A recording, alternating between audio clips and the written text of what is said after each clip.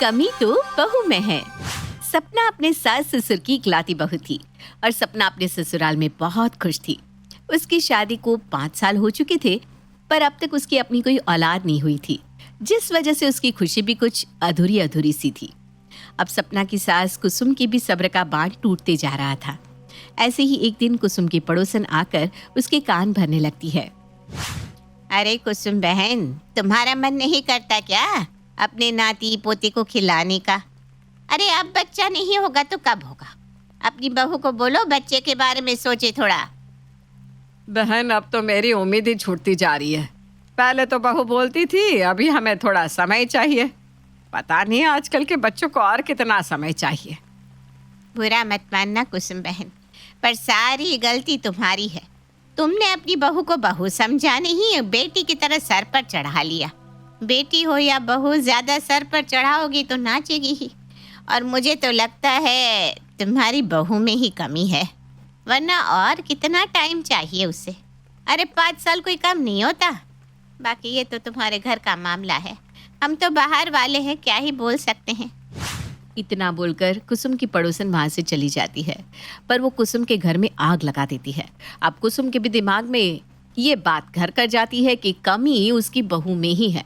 अब क्या था, अब जो कुसुम अपनी बहू को बेटी की तरह प्यार करती थी, वही सास अपनी बहू को ताने देना शुरू कर देती है। बहू, तेरी माँ ने तेरी परवरिश बहुत अच्छी करी है, तभी तो पिछले 5 साल से तू मुझे बेवकूफ बनाती आ रही है। माँ जी, आप ऐसा क्यों कह रही हैं? आखिर मैंने ऐसा क्या कर दिया? क्या कर दिया? तुझ में इतनी बड़ी कमी है, तूने अपनी कमी छुपाई मुझसे और मुझसे झूठ कहती रही कि अभी तुम्हें बच्चा नहीं चाहिए, जबकि तुम्हें बच्चा हो ही नहीं रहा। सच सच बताओ, तुम माँ नहीं बन सकती ना? सपना के पास कुसुम की किसी भी बात का कोई जवाब नहीं था। बेचारी सपना रोती हुई वहां से चली जाती है और रात में जब विक्रम घर आता है तो सपना उसे सारी बात बताती है। विक्रम, कमी मुझ में ही है। अब ये बात हम दोनों के सिवा माँ जी को भी पता चल गया है। आखिर और कब तक हम माँ जी से झूठ कहेंगे? सपना, हम ये सच्चाई पूरी दुनिया से तब तक छुपाएंगे जब तक हमसे बन पड़ेगा, और मैं तुम्हारे साथ हूँ, इसलिए तुम रोना बंद कर दो। पर विक्रम, अभी मुझे माँ बनना है, मुझे भी बच्चा चाहिए। मैं अब और लोगों के ताने नहीं सुन सकती। आखिर मेरी गोद कब तक खाली रहेगी? सपना, हमारा भी बच्चा होगा, तुम रोना बंद करो, एक दिन सब ठीक हो जाएगा। तुम्हें मुझ पर भरोसा है ना? विक्रम सपना को दिलासा तो दे देता है, पर वो ये बात बहुत अच्छे से जानता था कि उनकी जिंदगी में बच्चे का सुख नहीं है, क्योंकि उनके लाख कोशिशों के बाद भी उन्हें बच्चे का सुख मिल नहीं रहा था। वहीं दूसरी ओर कुसुम के ताने भी बढ़ते जाते हैं। अब तो कुसुम विक्रम की दूसरी शादी करने की बात भी घर में छेड़ देती है। देख सपना बहू, मैंने तुझे बहुत समय दे दिया और अब मैं समझ चुकी हूँ कि तू इस घर को वारिस नहीं दे सकती, क्योंकि कमी तो तुझ में ही है। इसलिए मैंने सोच लिया है कि मैं अपने बेटे की दूसरी शादी करवाऊंगी। कुसुम सपना से ये सारी बात बोल रही थी, तभी वहां विक्रम आ जाता है और अपनी माँ की ऐसी बात सुनकर आज पहली बार विक्रम अपनी माँ से ऊंची आवाज में बात करता है। बस करो माँ, आपने ये क्या रट लगा रखी है? बहू, कमी तुझ में है? मेरी बीवी में कोई कमी नहीं है। मैं मानता हूँ हमें औलाद का सुख नहीं मिल रहा, पर यह नहीं है कि हम कभी माता पिता नहीं बन पाएंगे। और आपकी हिम्मत कैसे हुई मेरी बीवी से मेरी दूसरी शादी करने की बात करने की? बस अब यही दिन देखने को रह गए थे। तू अपनी बीवी का ऐसा गुलाम हो जाएगा, मैंने नहीं सोचा था। अरे जब मैंने तेरी बीवी को किसी चीज की कमी नहीं होने दी, तो ये मुझे मेरे पोते के सुख से वंचित क्यों रख रही है? पर अब मैं किसी की नहीं सुनूंगी। अगर आने वाले 6 महीने के अंदर बहू गर्भवती नहीं होती तो मैं तेरी दूसरी शादी करा दूंगी, फिर उसके लिए चाहे मुझे कुछ भी करना पड़े। कुसुम भी अपना फैसला सुनाकर अपने कमरे में चली जाती है। अब विक्रम और सपना को कुछ समझ में नहीं आता कि वो क्या करे, जिसके बाद विक्रम सरोगसी की मदद लेने के बारे में सोचता है। सपना, तुम्हारे होते हुए मैं दूसरी शादी नहीं करूंगा, और माँ को बच्चा भी चाहिए। ठीक है, अब हम सरोगसी का सहारा लेंगे, चाहे इसमें कितने ही पैसे क्यों ना लगे। बस तुम्हें मेरा साथ देना होगा और माँ से ये खबर छुपा के रखनी होगी। अगर माँ को पता चला तो घर में एक नया बवाल उठ जाएगा। क्या सरोगसी? पर ये सब होगा कैसे? और अगर माँ को पता चल गया कि हमने उन्हें एक बार फिर से धोखा दिया है तो वो टूट जाएंगी। सपना, तुम सब कुछ मुझ पर छोड़ दो। मेरा एक दोस्त है, उसकी बीवी में भी कमी थी, बच्चा नहीं हो रहा था, तो उसने भी सरोगसी की मदद ली थी। मैं उससे बात करूंगा। देखना हमारी सारी परेशानी हल हो जाएगी। अब क्या था, विक्रम सरोगेसी की मदद लेता है और सपना भी अपनी सास से सारा सच छुपा लेती है और वो दोनों किसी काम का बहाना देकर कुसुम से दूर हो जाते हैं, जहां वो सरोगेसी के लिए सबसे पहले एक औरत को ढूंढते हैं। विक्रम बाहर शहर जाकर सारा इंतजाम कर लेता है, पर उससे पहले सपना की मुलाकात हॉस्पिटल में उसकी दोस्त अंजलि से हो जाती है। अरे सपना, तू यहाँ कब आई और तूने मुझे बताया क्यों नहीं? और तू इस अस्पताल में कोई खुशखबरी है क्या? नहीं अंजलि, भगवान चाहता ही नहीं कि मुझे ये खुशी मिले, तभी तो रोज हॉस्पिटल आती हूँ और निराश होकर चली जाती हूँ। मैं कुछ समझी नहीं, साफ साफ बताना। अंजलि, मैं कभी माँ नहीं बन सकती, कमी मुझ में है। और ये बात मेरी सास को पता चल गई। जब उन्हें पता चला कि मैं माँ नहीं बन सकती तो उनका रवैया ही बदल गया। वो मुझे ताने देने लगी और अब बात इस हद तक बढ़ गई कि वो विक्रम जी की दूसरी शादी करवाना चाहती है। पर विक्रम जी बहुत अच्छे हैं, वो मेरे लिए पूरी दुनिया से लड़ रहे हैं और इसीलिए हम दोनों ने सरोगेसी का फैसला लिया है। बस इसीलिए मैं यहाँ हूँ। सरोगेसी? पर सपना, तुझे ये बात कब पता चली कि तुझ में कमी है? तू भी ना अंजलि, खुद माँ बनने वाली है और मुझसे ऐसे सवाल कर रही है। अरे मेरी शादी को 5 साल हो गए पर अब तक मेरा बच्चा नहीं हुआ, तो इसका यही मतलब हुआ ना कि कमी मुझ में है। सपना, तू किस दुनिया में है? जरूरी नहीं कि कमी औरतों में ही हो, क्या पता तेरे पति में कमी हो। बिना टेस्ट करवाए तो ये फैसला कैसे ले सकती है कि कमी तुझ में है? और सरोगेसी का तो इतना बड़ा डिसीजन ले रही है। मेरी मान तो एक बार तू अपना और अपने पति का टेस्ट करवा और डॉक्टर से कंसल्ट कर। अंजलि के समझाने पर सपना इस बारे में विक्रम से बात करती है।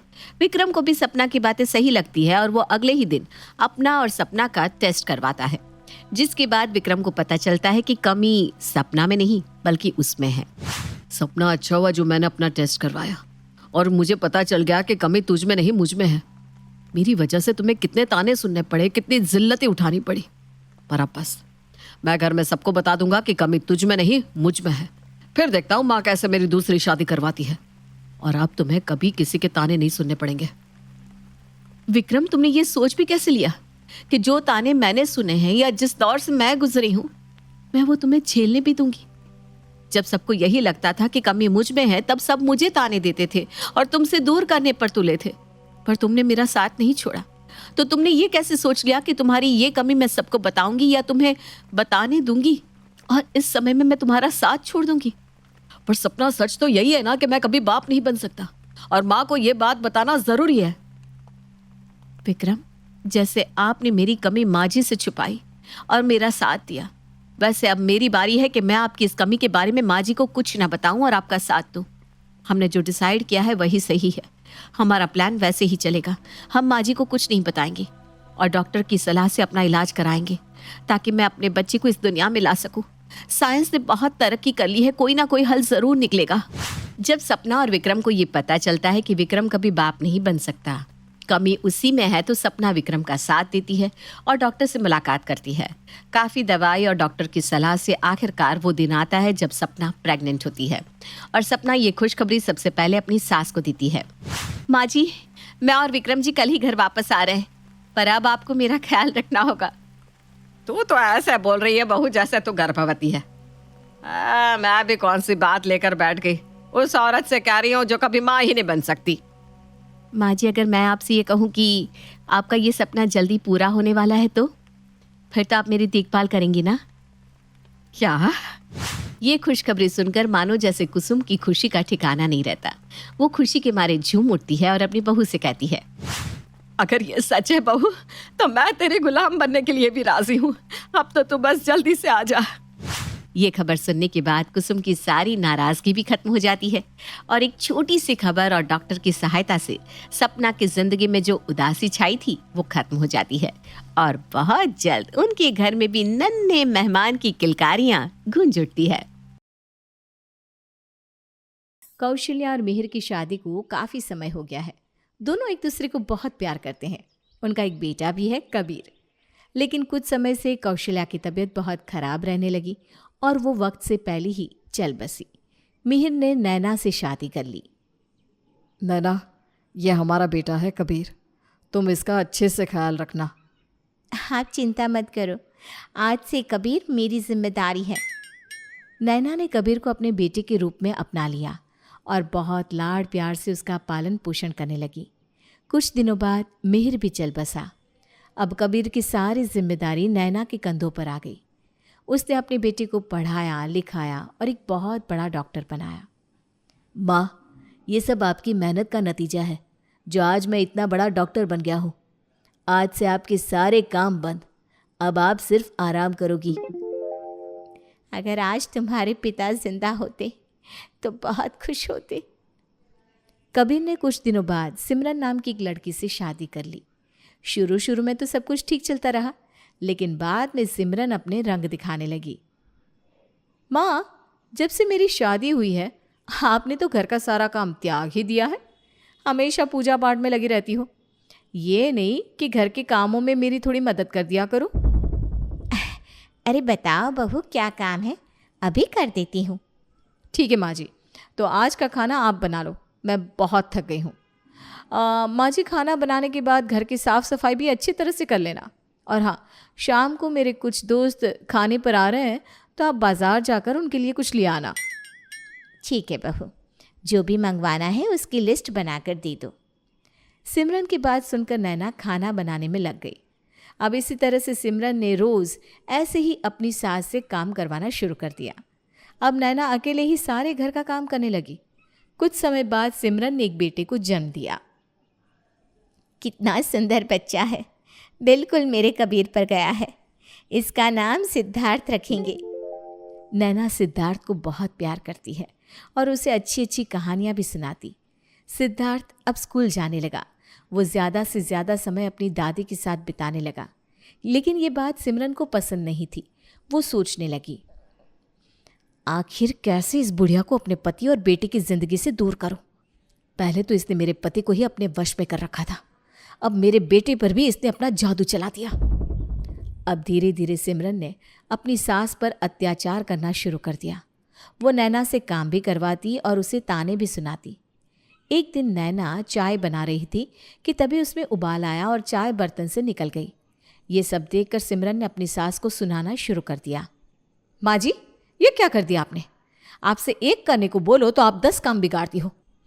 पता नहीं कब वो दिन आएगा जब आपसे पीछा छूटेगा। जौंक की तरह चिपट गई हो आप इस घर से। सिमरन इसी तरह से बड़बड़ाती हुई किचन से बाहर चली गई कि तभी वहां पर कबीर आ गया। अपनी बीवी को इस तरह गुस्से में देखकर कबीर ने पूछा, क्या हुआ सिमरन, आज क्या नई बात हो गई? इतने गुस्से में क्यों हो? देखो, आज मैं आपसे साफ साफ कहती हूँ, आप अपनी माँ या मुझ में से किसी एक को चुन लो। या तो अपनी माँ को घर से निकाल दो या फिर मैं अपने बेटे को लेकर अपने मायके जा रही हूँ। सिमरन, तुम्हें माँ से क्या परेशानी है? मैं उन्हें कहाँ छोड़ कर आऊँ, तुम ही बताओ। मेरे अलावा उनका कोई नहीं है। पता नहीं क्यों आप इनकी इतनी फिक्र करते हो। अरे कौन सी ये आपकी सगी माँ है? सौतेली माँ है ये आपकी, समझे? सौतेली माँ आखिर सौतेली होती है। आपको दिखाई नहीं देता क्या किस तरह से धीरे धीरे ये हमारे बेटे को हमसे अलग कर रही है? तुम ठीक कह रही हो सिमरन। मैं माँ को किसी तीर्थ स्थल भेज देता हूँ जहाँ वो आराम से रहे और आजीवन प्रभु की सेवा में लगे रहे। कबीर का दिल अपनी बीवी की बातें मानने को तैयार नहीं था, लेकिन फिर भी उसके दिमाग ने सिमरन की बात सुनी और उसने अपनी माँ को खुद से अलग करने का फैसला कर लिया। ये बात जब सिद्धार्थ को पता चली तो वो दुखी रहने लगा। एक दिन उसके दोस्त मनीष ने उससे कहा, सिद्धार्थ, आजकल तुम बहुत उदास रहते हो, खेलने भी नहीं आते। मनीष, मेरे मम्मी पापा मेरी दादी को घर से निकालने वाले हैं। मैं अपनी दादी से बहुत प्यार करता हूँ, उन्होंने ही पाला है मुझे। मेरी माँ उनसे सारे घर का काम करवाती है और कोई गलती हो जाती है तो डांटने लगती है। ये तो बहुत बुरी बात है, लेकिन तुम्हारी माँ ऐसा क्यों करती है? क्योंकि मेरी माँ सौतेली बहू है, शायद इसीलिए वो ये सब कर रही है। लेकिन मेरी दादी ने तो हमें कभी भी सौतेला नहीं समझा। सिद्धार्थ, तेरे मम्मी पापा को सबक सिखाने के लिए मेरे पास एक आइडिया है। कैसा आइडिया? तुझे याद है हमने अपने स्कूल में एक हॉरर प्ले किया था? वैसा ही एक प्ले हम तेरे घर पर करते हैं और भूत का कैरेक्टर करेंगे तेरे दादाजी। मैं अपने बाकी दोस्तों को सारे नाटक के बारे में समझा दूंगा। बस रात को तू अपने घर का दरवाज़ा चुपके से खोल देना। सिद्धार्थ और मनीष ने सारी प्लानिंग कर ली, लेकिन जैसे ही रात हुई तो जोरों की बारिश के साथ आंधी तूफान आना शुरू हो गया। मनीष सोचने लगा, लगता है आज कोई दोस्त घर पर नहीं आएंगे। इतनी ज़ोर से बारिश हो रही है, मैं सोने चला जाता हूँ। सिद्धार्थ ये सब सोच ही रहा था कि तभी घर की लाइट चली गई।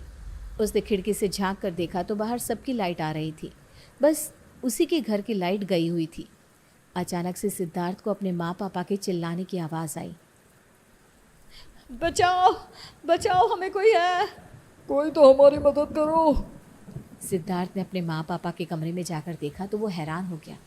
खिड़की दरवाजे ज़ोर ज़ोर से हिल रहे थे। उसके मम्मी पापा जिस बेड पर बैठे थे वो बेड हवा में झूल रहा था। ऐसा लग रहा था कि तूफान घर के बाहर नहीं बल्कि कमरे के अंदर आया हुआ हो। तभी तेज़ रोशनी के साथ एक आदमी और औरत वहाँ गए। दोनों दिखने में बहुत ही डरावने लग रहे थे। उन्हें देखकर कबीर डर से कांपते हुए बोला, पापा माँ, आप दोनों तो मर चुके हो, फिर यहाँ कैसे?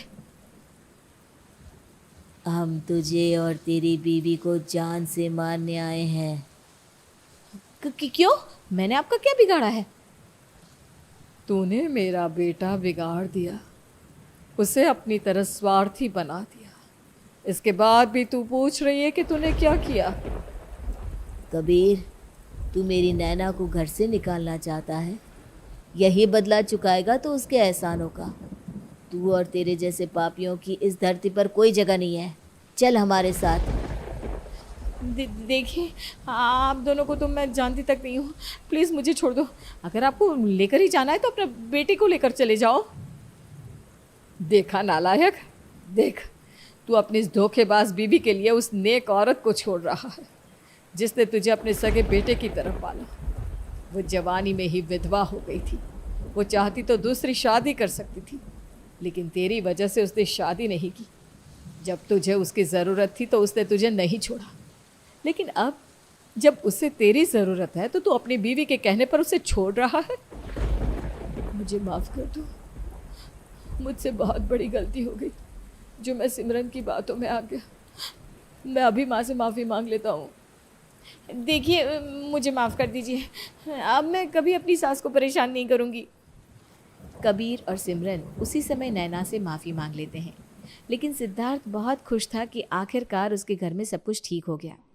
अगले दिन सुबह वो जल्दी उठा और मनीष के लिए बहुत सारी चॉकलेट खरीद कर उसके पास गया और उसे थैंक यू कहने लगा। मनीष, थैंक्स यार, क्या एक्टिंग की तूने। मेरे मम्मी पापा तो अभी भी डरे हुए बैठे हैं। लेकिन ये बता, तूने लास्ट टाइम में प्लान क्यों चेंज किया? हमने तो सिर्फ दादाजी के भूत को बुलाने की बात की थी। तूने तो दादी जी के भूत को भी बुला लिया। मुझे तो लगा था कि इतनी बारिश में तू आएगा भी नहीं। मैंने तो अपने घर का दरवाज़ा भी नहीं खोला था। तू और तेरे दोस्त अंदर कैसे आए? अरे क्या बात कर रहा है सिद्धार्थ? हम तो तेरे घर पर गए ही नहीं। बारिश बहुत तेज़ हो रही थी ना, तो मैं आया ही नहीं। ना किसी और दोस्त को इस बारे में कुछ पता है। आज ही बुलाया है मैंने सभी को। सिद्धार्थ मनीष की बात सुनकर हैरान हो गया। वो सोचने लगा कि रात को उसके घर में हुआ क्या था। वो सब सच था या सपना? लेकिन कुछ भी हो, उसके माँ बाप तो सुधर गए।